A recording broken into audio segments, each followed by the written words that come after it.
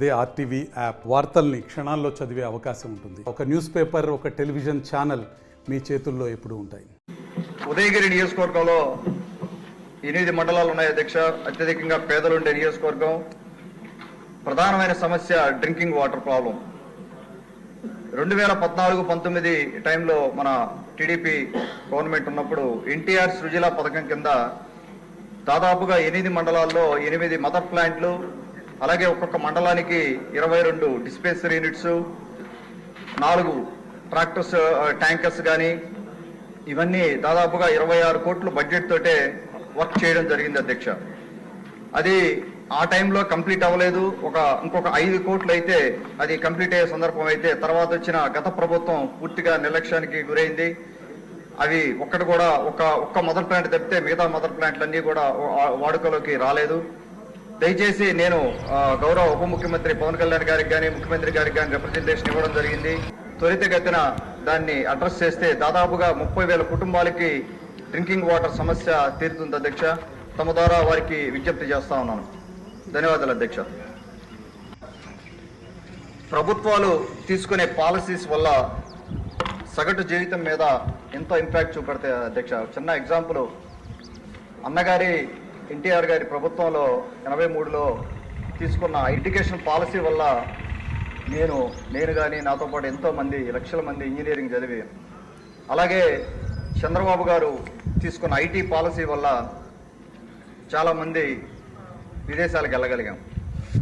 So అంటే కొన్ని policies ముందు చూపుతో తీసుకునే పాలసీస్ వల్ల మనం ఎంత ఇంపాక్ట్ చూపెట్టగలమో కొన్ని ఫ్యామిలీస్ మీద అది ఒక చిన్న ఎగ్జాంపుల్గా చెప్పదలుచుకున్నాం అధ్యక్ష. అలాగే ఇరిగేషన్లో ఎంతో ప్రాధాన్యత ఇచ్చారు ఈ బడ్జెట్లో. మేజర్ ఇరిగేషన్ కానీ మైనర్ ఇరిగేషన్ కానీ. మాకు ఉదయగిరి నియోజకవర్గం 8 మండలాలు, బాగా పేద ప్రాంతం, మెట్ట ప్రాంతం, 40 ఏళ్లుగా వివక్షకి గురైన నియోజకవర్గం.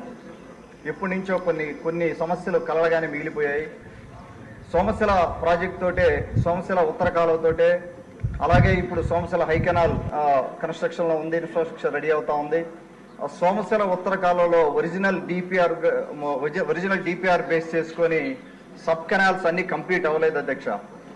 ఆ సబ్ కెనాల్స్ అన్ని కానీ కంప్లీట్ అయితే కొన్ని వేల ఎకరాలకి నీళ్లు ఇచ్చిన వాళ్ళం అవుతాం. ఒకసారి దయచేసి మన ఇరిగేషన్ మినిస్టర్ రామనాయుడు గారికి విజ్ఞప్తి చేస్తా ఉన్నాను, ఆ విషయం మీద ఒక్కసారి దృష్టి పెట్టండి అని చెప్పి.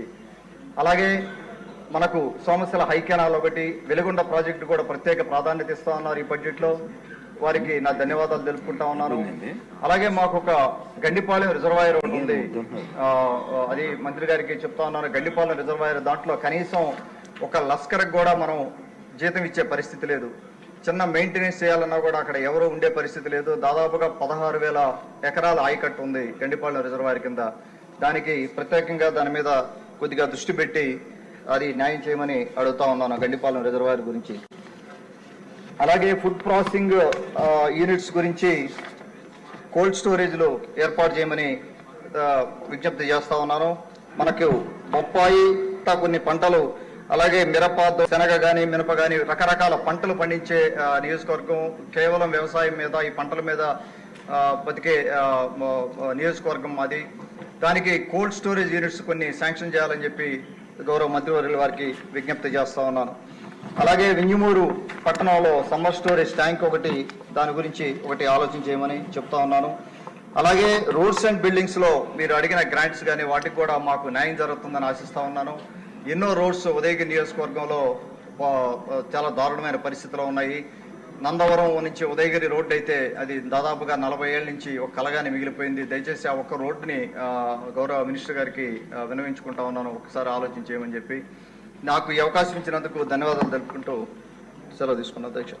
ఓకే అండి. మరిన్ని వీడియోస్ కోసం ఛానల్ ని సబ్స్క్రైబ్ చేయండి. లేటెస్ట్ అప్డేట్స్ కోసం వాట్సాప్ ఛానల్ ని ఫాలో చేయండి. అండ్ లింక్ డిస్క్రిప్షన్ లో ఉంది.